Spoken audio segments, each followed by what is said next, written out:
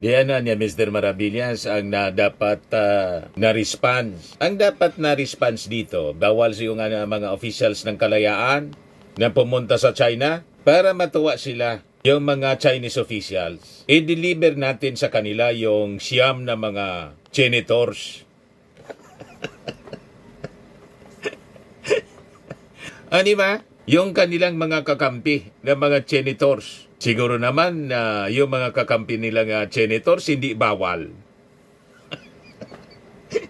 Welcome sa kanila sigurado. Simbinan nila yung mga naninindigan para sa soberenya ng ating bansa. Yun ang pinakamaganda nito, mga kababayan. Para mag full-time na. Full-time talaga ni Mr. Maravillas. Yun man talagang ginagawa nila, mga kababayan. Full-time sa pagdepensa sa China.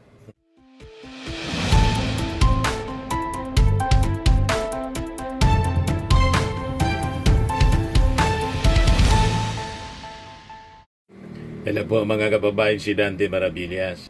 Nag-react na yung Palasyo Malacanang sa pinapakalat na mga fake news na mga DDS, influencers, lalo na po ni Jason Sa, saka ni Cathy Binag. Yung pinag-usapan natin dito. Kapon, yun naman yung mga pinagpo-post. Yung ating Pangulo daw may colon cancer. Wala man silang pinapangalanan pero malinaw na tinutumbok na naman nila yung ating Pangulong Bongbong Marcos may colon cancer. Wala nang magawa sila mga kababayan mag-isip ng masama. Kaya kanina sa press briefing ng Palasyo Malacanang, lahat ng pinapakalat na fake news, pati ni Sara Duterte, ay yung mga senador daw kinakausap ng Palasyo Malacanang. Ay hindi na daw niya kinakausap, hindi na siya dumidistansya na sa mga senador daw siya kasi pinag-iinitan ng Palasyo Malacanang. Inaanapan ng mga diferensya, pinakakasuhan. Yung mga senador na naharap sa kaso po, sabit sa flood control scandal. Ang gusto ninyong mangyari, yung mga sumabit sa flood control scandal ng mga senador, na mga kaalyado ninyo, huwag lang kasuhan. May ganon. Di ba? At kasama na rin mga kababayan sa mga napag-usapan yung mga propaganda ng kaalyado nilang China.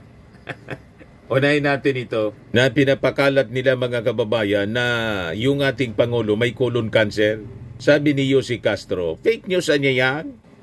Sabi ko sa inyo, pagaling po sa DDS ang kwento, fake news. Pag naniwala kayo, willing kayo na maniwala sa fake news. Wala na tayong magagawa pag ganyan. Ngayon sabi ni Yossi Castro, walang katotohanan, nakakapanira sa gobyerno, nakakapanira sa Pangulo, nakakaapekto sa ekonomiya. Wala magpakiyang mga DDS mga kababayan, tapos mga Duterte. Mas ginugusto nila mga kababayan, humina yung ekonomiya para lalo nasiraan yung ating Pangulo. Pakita mo niya? Kasi nga, ang gusto nila, sila.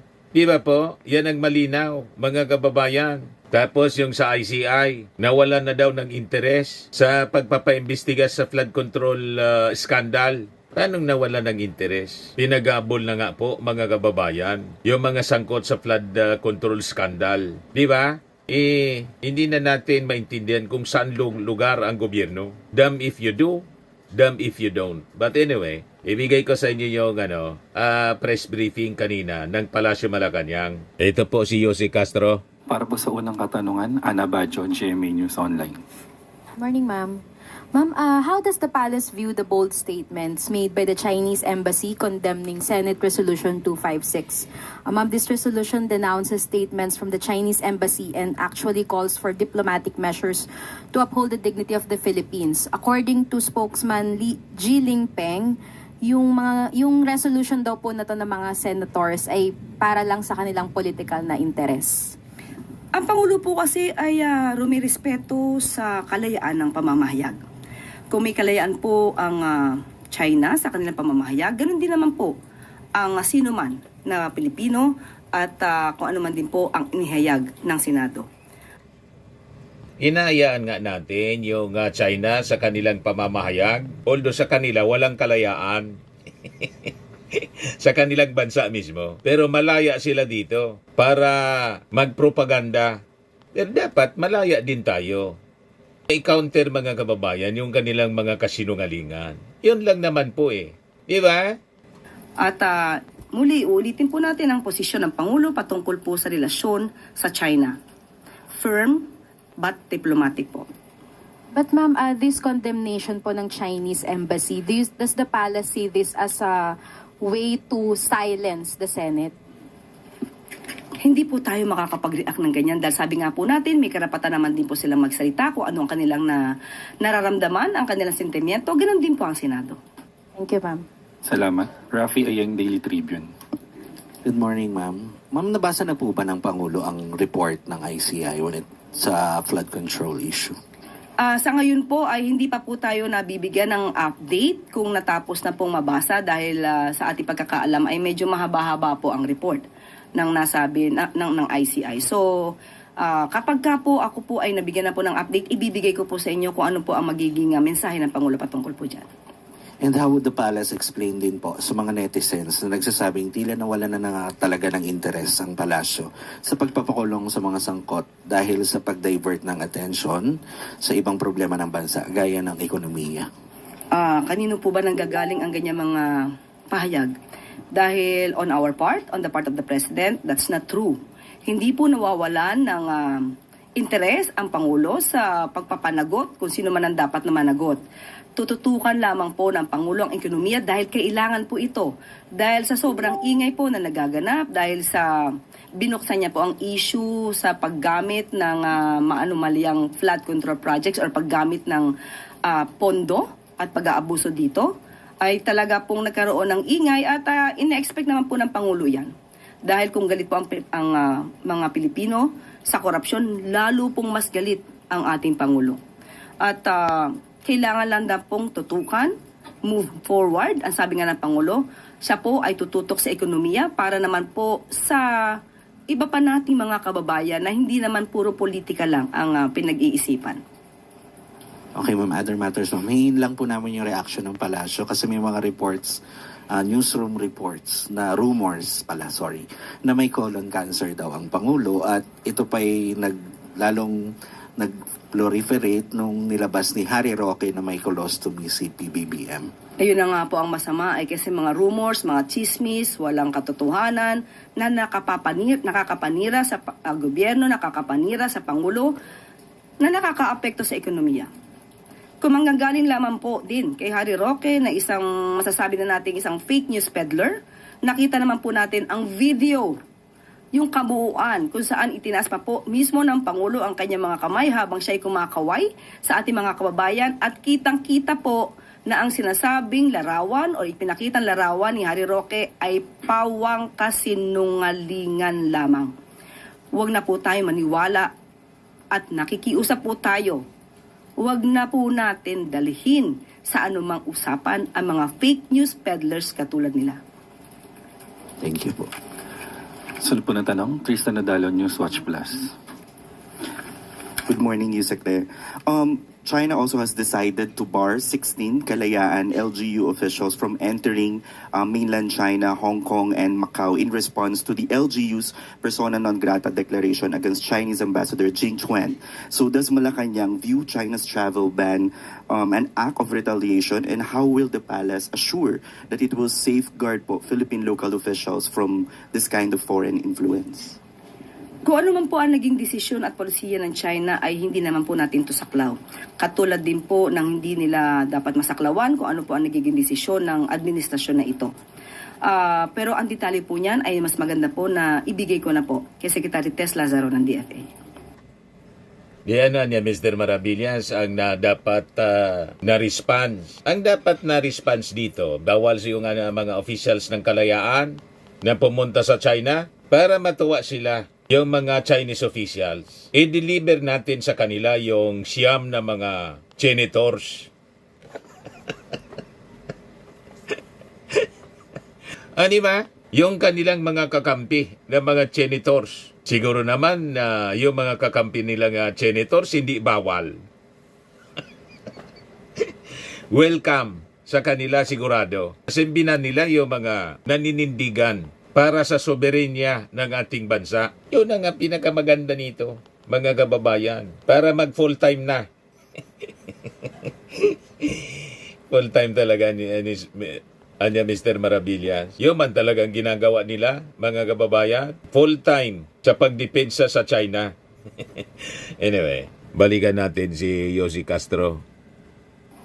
On another topic lang po, Vice President Sara Duterte said she is no longer talking to senators. Ito na siya. Sinabi niya po ito sa isang ambush interview sa Zamboanga because those who talk or help her are allegedly targeted by the administration. To quote, kapag merong kumakausap o tumutulong sa akin, binabanatan ng administrasyon, pinafailan ng kaso, tinithreaten at hinaharas. How does Malacanang respond to this allegation? It's another story telling a lie. Tandaan po natin, hindi natin malaman kung saan ba nanggagaling ang kanilang mga talent sa pag-i-spread ng mga fake news. Nauna na po nagpakalat ng fake news ang Vice Presidente patungkol sa di umanong pagkaing baboy lamang ang 20 pesos na bigas na ipapamigay or rather ibibigay at ibibenta sa mas murang halaga ng Pangulo through Kadiwa Centers. Nandyan din po yung fake police blotter, altered police blotter mula sa Beverly Hills. Nandyan din po yung mga fake videos. Hindi isa, kundi dalawa, laban sa Pangulo at sa ating unang ginang. Lahat ng yan ay fake. So, sino ba talaga ang may kakayanan na gumawa ng karahasan? Sino ba ang nagbabanta ng buhay? So, sa ganyan mga statement, just tell it to the Marines. At baliktad po, pinapalabas sila yung binibiktima, yung mga Duterte senators, pinag-iinitan. Kaya ang sabi ni Sara, umiiwas daw siya na kausapin pa yung mga senador, kausap pa sila, pinag-iinitan na niya. Ganon katindi, gumawa ng kwento si Sara Duterte. Ganon katindi magsinungaling, mga kababayan, si Sara Duterte. Kaya tama itong sinabi ni Alan Peter Cayetano. Ano niya, Mr. Maravillas, sinabi ni Alan Peter Cayetano, di ba Duterte senator yan? Sabi ni Alan Peter Cayetano, mga kababayan, ang sinungalingan niya, kapatid ng magnanakaw. Ito, sabi ni Alan Peter Cayetano, wala niyang magnanakaw na hindi sinungaling. Magnanakaw na hindi sinungaling. Kaya nga ang kapatid ng magnanakaw ay sinungaling. Bakit? Ulitin natin. Wala pong magnanakaw na hindi sinungaling. Kaya nga ang kapatid ng magnanakaw ay sinungaling. Bakit? O, di ba? Admission mismo ni Alan Peter Cayetano. Pag magnanakaw, sinungaling. Kaya daw, yung kasabihan nga po, ang sinungaling, kapatid ng magnanakaw. Pag narinig ito ni Sara Duterte, yung mga Duterte po mahilig magsinungaling. Di kung susundan natin ang argumento, ang quotation ni Alan Peter Cayetano, malinaw na description ng mga idol niya.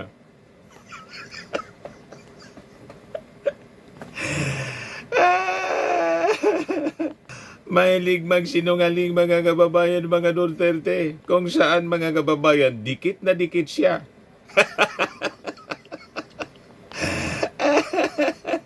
Ikaw talaga, Mr. Maravillas, sinare sa akin ng mga netizens yung quotation ni Alan Peter Cayetano. Kaya malinaw na. Pag sinungaling, magnanakaw. Di ba? Balikan natin si Yossi Castro. Follow-up question from Jelibay sa one page. Yusek, balikan ko lang po yung China. Si retired Supreme Court Senior Associate Justice Antonio Carpio, sinabi po niya na daw Philippines should consider filing another arbitration case against China para daw po i-assert yung claims natin. Pero this time, sa International Court of Justice. Kasi doon daw po, tatanungin nila yung China kung papayag ba sila to submit themselves to arbitration. Kino-consider or pinag-aaralan po ba ng palasyo yung filing of another arbitration case? Yung ganyan pong suggestion ay hindi pa rin po na ipaparating sa atin kung ano ang opinion at ano po yung magiging take ng ating pamahalaan. Pero ipapaabot ko po yan, lalo-lalo na po sa DFA. Sunod po na katanungan, Ann Soberano, Bombo Radyo. Yusek, good morning. Yusek, matapos pagtibayin ng Kamara ang pagbasura ng impeachment complaint kahapon laban kay Pangulong Marcos, tanong ko po, paano planong muling buuin ng palasyo ang tiwala ng publiko sa gitna ng mga tanong kaugnay ng nasabing desisyon? Sino po ba ang nadidismaya? 8 lang po yung alam natin na dismaya dito. So doon sa mga nadismaya, siguro dapat makita po talaga nila kung ano ba yung nilalaman ng complaint. At hindi po talaga pwede kasing gamitin ang mga ganitong klaseng forum para sa isang fishing expedition. Makikita naman po nila hindi lamang po ang 284 na members ng House of Representatives ang nagbasura ng impeachment complaints na isilampa laban kay Pangulong Marcos Jr., kundi yung ibang mga eksperto pa, mga legal experts, constitutionalists na nagsasabing walang basihan ang isinampang impeachment complaints laban sa ating Pangulo. Ma'am, dagdag ko lang, ano po masasabi niyang Pangulo or ang Malacanang po sa mga nakaramdam nga ulit ng pagkadismaya sa resulta? Dagdagan na. Thank you. Sorry na lang po kasi lumabas po ang katotohanan. Thank you, ma'am. Follow-up question, Ivan Mayrina, GMA7. Sorry ma'am, ibang topic ito tungkol dun sa event kanina, yung tungkol sa Memorandum of Agreement between DepEd and the LGUs. Ang sinabi po ng Pangulo, hindi magkakaroon ng ghost at substandard projects dito dahil hindi raw ito uubra sa mga LGUs dahil ang mga mismong constituents daw nila will hold them accountable pag may problema yung mga proyekto. Ang SISTI ho ba ay nakasalalay entirely sa mga local government executives to police themselves and to ensure na wala hong corruption na mangyayari dito sa pag-download ng funds from DepEd for the classrooms? Hindi po. Binanggit po yan ng Pangulo para bilang babala sa mga namumuno sa LGU na kahit kayo ay binigyan ng karapatan at binigyan kayo ng budget at kayo yung merong say sa procurement or mag-decide sa procurement, hindi ibig sabihin na kayo lang ang maaaring tumingin dyan. Ito po ay programa po ng DepEd at ng LGU. So nakatingin pa rin po ang Pangulo patungkol po dyan. That question comes from certain observations na parang nilipat lang yung corruption from the national to the local. Huwag naman corruption agad. Kaya nga po natin nililinis ito dahil para unang-una matugunan ang kakulangan sa silid-paaralan and at the same time mapabilis, pero hindi po ibig sabihin nito na ililipat ang korupsyon dahil ayaw po ng Pangulo ng korupsyon. On the situation with China, ang position po ng Pangulo, firm but diplomatic. Ito ho hindi nagbabago. Pero kapansin-pansin po na ang style o ang yung nagiging stance nitong bagong Chinese ambassador para medyo mas palaban.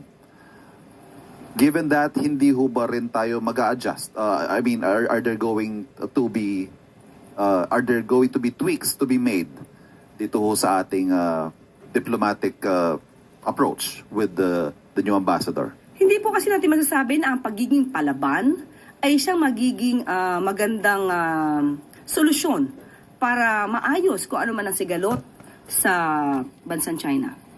So kung sila man ay palaban, meron naman po tayong paraan na legal, diplomatic, na pwedeng makapag-ayos ng anumang issue. Salamat po. Follow-up question, Kat Domingo, ABS-CBN. Undersecretary, when does the Philippines draw the line on when it will take offense against what the new Chinese ambassador and other Chinese embassy officials have been saying against its own elected officials here in the country? I cannot say anything categorically about that. I will just leave the question to DFA. Para po sa huling katanungan, Rafi Ayeng, Daily Tribune. Balikan ko lang yung corruption.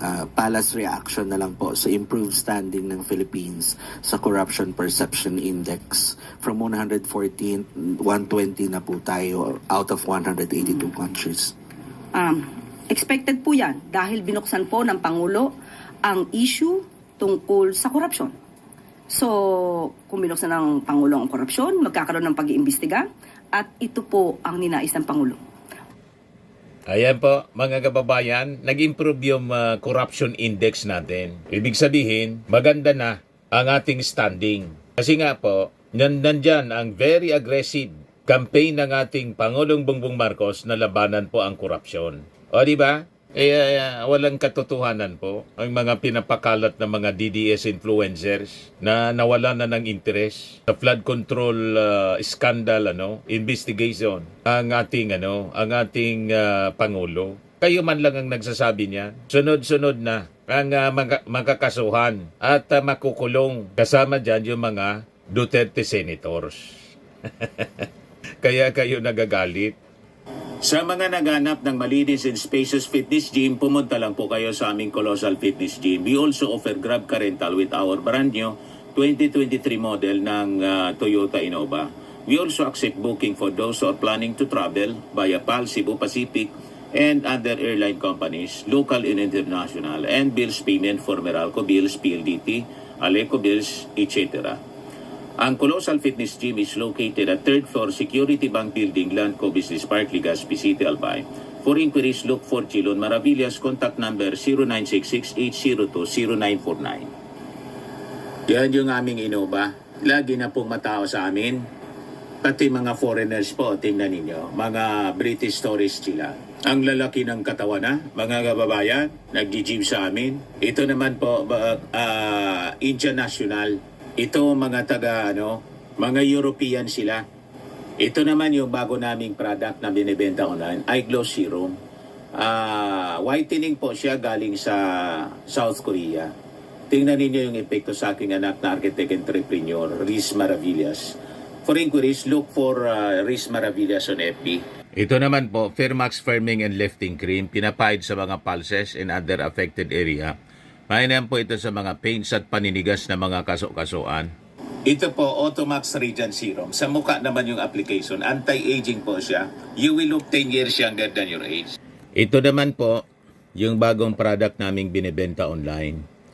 I am amazing pure organic barley powder drink mix from Australia. Mainam po ito sa mga cancer patients.